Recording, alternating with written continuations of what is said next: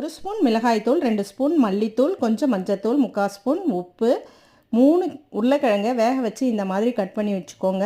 வாணலில் 5 spoon எண்ணெய் ஊற்றிக்கோங்க. எண்ணெய் சூடேறினதும் சிம்மில் வச்சுருங்க. இந்த பவுடர்லாம் போட்டு நல்லா கலந்து விடுங்க. அதுக்கப்புறம் கொஞ்சமாக தண்ணி ஊற்றிக்கோங்க.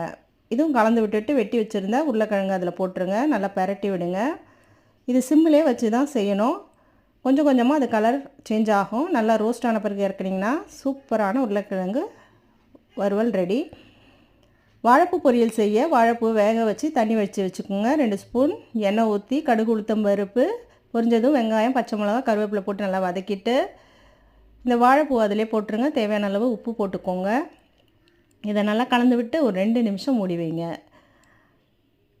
ஓப்பன் பண்ணதுக்கப்புறம் தேங்காய் துருவல் போட்டு இறக்குனிங்கன்னா சூப்பரான வாழைப்பூ பொரியல் ரெடி. இது முட்டை பொரியல் மாதிரி இருக்கும். நீங்கள் ட்ரை பண்ணி பாருங்கள்.